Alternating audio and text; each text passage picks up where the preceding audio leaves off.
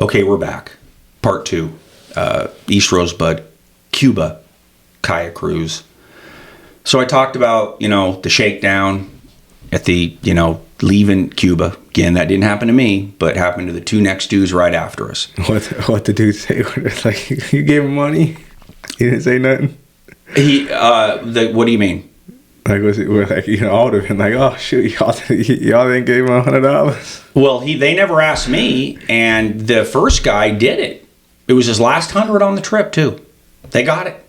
The next guy, my other friend, who's tighter, motherfucker's wipes with hundreds, but he's tighter. He said, no fucking way. And the dude said, okay, sir, right into the terminal, you're good. So that's kind of Cuba, and so when you tip out guides at the end of the week like that who knows where that's going is my point. That's Cuba is complete and total financial manipulation. The Cuban people, to the best of my knowledge, do not use cash. That means that when they go to whatever store to get their shit, they use a card that the Cuban government provides for them, and that they'll get paid and they'll put their money on that card. The Cuban government tracks every fucking nickel they use. Not if it's cash, and it's there's probably a lot of currency trade on the black market in Cuba amongst folks. They take those U.S. dollars with a big smile. You're not supposed to use U.S. currency in Cuba, but even a store inside the Camagüey airport took U.S. dollars, which was weird as fuck to me. U.S. credit cards, can't use your credit cards there. It's and you do not want to bring a marijuana cigarette. I went 10 days without any tokes. I'm okay at this point, but you might, you go into Mexico, you go into the Bahamas. I mean, you can bring some dope with you, unless you're a fucking moron. You bring the dope with you. And because the weed in the Bahamas is the worst fucking weed ever. You've experienced that? Yeah, I have. It's like 80s American junior high weed. It's where dirt weed the description came from. But you can't use it all in Cuba because and they'll put you in fucking prison for having marijuana in Cuba. Have I talked about this before? Maybe I have. I don't recall it. I'll end up being fucking Brittany Grimes over there with. That's what I was thinking of. Yeah, Brittany. Fucking yeah. I mean, but hey, superb basketball player, but not very fucking smart. Any marijuana product going into those cocksuckers in Russia. I'm not a Russian fan, and I saw Russians in Cuba last week, and that was weird to me. I can't. Is there a lot of them? Or I don't know, because our group, we're so isolated, meaning that kayak cruise is not some metropolis. There's a significant spattering of 10, 12 nice resorts for varied folk. This other place that's within a mile of kayak cruise hotel, which is where we stay, is a full-blown luxury fucking hot spot for Canadians, Russians, rich Brazilians, and a man that I refer to as the dentist. And the reason that I refer to this guy as the dentist is because this is a Cuban who was public relations for the Cayo Romano Hotel. And I got to get that straight, because they tried to name this region, this place, Cayo Romano instead of its original kayak cruise roots. But it's all confusing because you go there and everything says kayak cruise. But the hotel we stayed at is Cayo Romano. That's fucking Cuba. Cuba is an institutional, awkward disaster. There's no private enterprise. I'm 58 years old and I got some sensitivities to me still, but I'll tell you what, capitalism is the only fucking thing that works. There's more incentives, you know what I mean? Yeah, like some incentive. Yeah, exactly. I'm not saying, capitalism is a cold ass bitch. But socialism and communism is way fucking worse, let me tell you. And the Cuban people are paying a price. But there's this other resort that's got tourists. Our hotel is only fly fishermen now. Okay. I mean, this fucking place has got to have 100 rooms. I don't know how. I mean, it's plenty big. It's plenty nice. And So is Kayak Cruise the town? Is it all based off? Is like a fly fishing community? No, it's a community for vacationers. Oh, so it's all okay. Yeah, It's all foreign people coming There's in. not another fishing entity other than the Cayo Romano Hotel and the marina that we board our skiffs, which is 100 yards away from the front door. Tight, easy. You're isolated. There ain't nothing to go do. Okay. Right? So this other casino, the dentist took us over there. And the dentist is a beautiful Cuban who is a fucking trained dentist that can't make any money being a dentist. And that's a shocker to me because, I mean, medically, those motherfuckers clean up in America. I mean, you know, and hey, I got a lot of good dentists that are friends and shit, so, you know, we need them. Everybody hates a dentist until you got a bad tooth, right? Yeah. Right. Yeah. This guy can't practice in there, so he now is working as a PR guy for this hotel.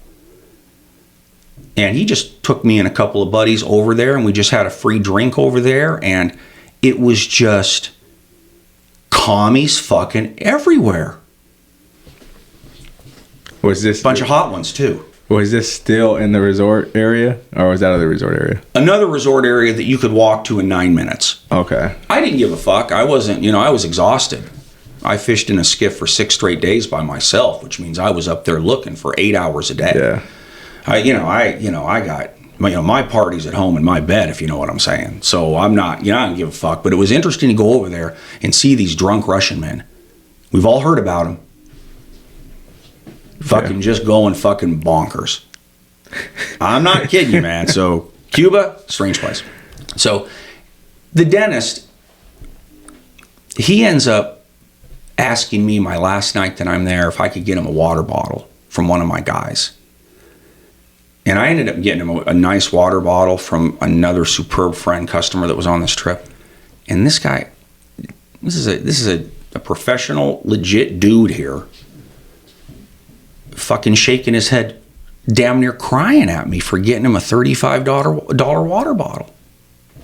Yeah, that's crazy. Crazy. Yeah. So anyway, Cuba's just it's just a fascinating place, and we're going to keep going to Cuba because every time you go to Cuba, it's a new cool discovery, and it's a place that I can take a group of generous, nice anglers. It's funny. There's a form you have to fill out that's actually a form that could be required by the U.S. government upon returning not to go into Cuba. It's called a travel affidavit, right? It's got a big fucking black and white page, tons of shit on it, and then bottom, name, address, phone number, signature, with one checked box, why you went to Cuba. I've been to Cuba many times, and I've never had them ever ask upon my return for this travel affidavit. But the status that you check on this box is humanitarian. Ironically, that's connected to a environmental habitat that's been set up for anglers there. That it's a humanitarian mission because of the outdoor, the environment. Who fucking cares, right? A lot of the clients that have gone with me to Cuba have been very sarcastic about that, right? But after being with these Cuban people for 7-8 days, that's exactly what it fucking is. Yeah, makes sense. Makes sense. That fucking water bottle. So next time you got to pack a lot of water bottles. Bring some extra water bottles. Jesus, man, holy shit. I think back to that just a week ago now, and I'm just like, wow, you just get moved by their desperation for that. Yeah. So Cuba really is a great place to go. So the fishing, I'm going to, obviously let's talk about that. That's why we were there. Just did not fail to disappoint.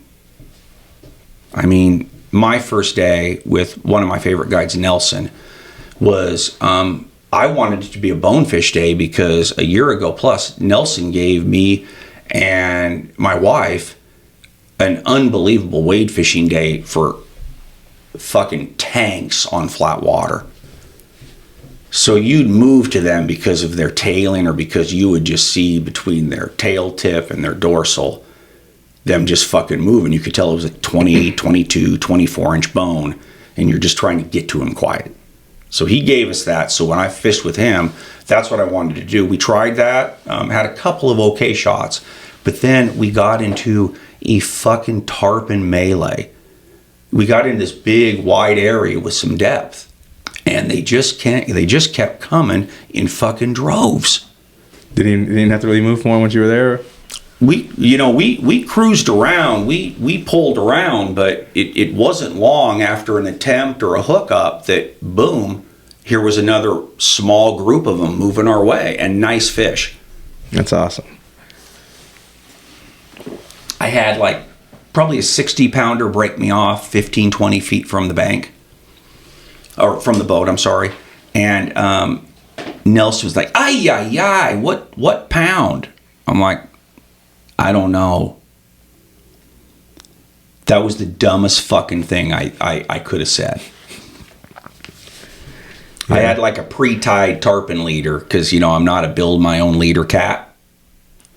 And, it was landed plenty and decent tarpon on him. It isn't that. But I wasn't really sure.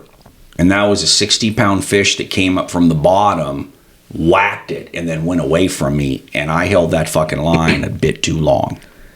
Yeah. So right there, my tarpon of the week was over. Had a couple of other smaller ones, decent fish, taking stabs at them, but, I didn't make it happen. That was my tarpon moment. I never got it back the rest of the week. When I was there a year ago, I didn't see any tarpon. So we were just like fucking, whoa.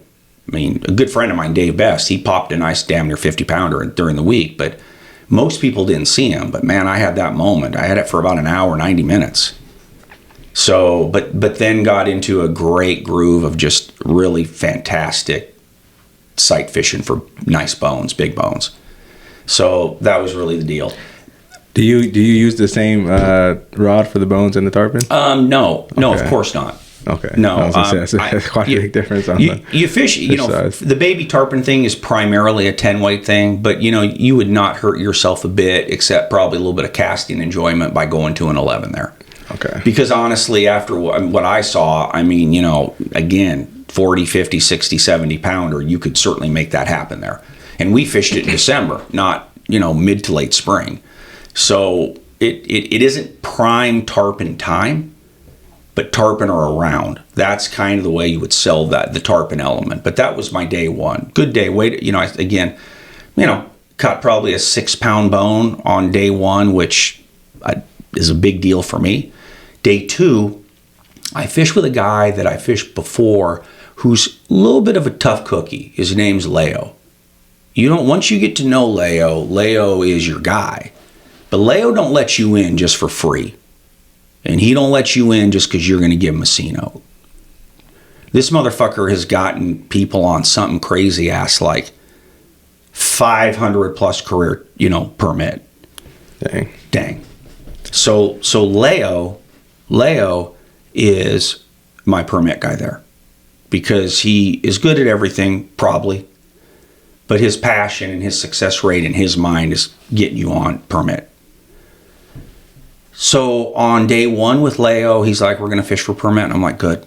Because I want to catch a Cuban permit. I want to be a good permit fisherman. It just isn't fucking happening like I hoped. I've caught a few, but I put a lot of days in. And this day, which was a Monday, was tough. After a couple of okay shots early and catching some nice bonefish early, having a couple of shark shots early, good morning. We got our lunch in, and then he started to get serious about permit. And my first shot was a quickly moving, nice 15 to 20 pounder that wasn't spook biased, but it was wanting to get somewhere. And I got it out in front of him a couple of times, turned him once, but that was it. And then Leo took me into a small lagoon, and I'll never forget what I saw in that 45 minutes as it pertains to permit. I've seen my share of permit mostly in Ascension Bay in Mexico, but I've never seen permit like I saw that afternoon in such small, skinny water. I saw 2 or 3 visuals of oversized fish, which are 20 to 30 pounds. feeding in shallow water, and that big fucking tail tip moving out of that water. And I mean, Jesus Christ. Yeah, I mean, that's like, that's as intense as the hottest sex you've ever had. Yeah, I mean, you may not get to come, but all the anticipation and all the excitement and all that up to that point is fucking equal. That was a great moment. Unfortunately, out of, I would say, 3 really good shots, meaning I could do it. It was the setting for them to eat it, a legit shot. I might have had 3, and it just, again, it didn't happen. Overlined them, too short, too far, too left, too right, too this. Fuck permit. Very difficult saltwater fishing. You got to put it right on their nose. I mean, ideally, I got to close out this segment, but Leo shared something with me later because he knew it bothered me. He knew it bothered me that I couldn't get that done. And he knows what I saw matter to me. Okay? He said a couple of things. Go to a 10 weight. Because you always fish a 9 for permit. A lot of people right now that know what we're talking about are like, oh, that's ridiculous. Fuck, Leo knows, motherfucker. And he also told me that a guy that's caught a ton of permit, a client from his, says 90% of the time, it's your first cast. 90% of the time. So in that guy's opinion, in Leo's opinion, if that shot comes your way and you can't put it there on cast 1, your chances decrease exponentially, even if you get a good second cast in without spooking those motherfuckers. So that was my Tuesday. So anyway, we're going to close this segment out and tune back for part 3, East Rosebud Kayak Cruise, Cuba, baby. Thank you very much.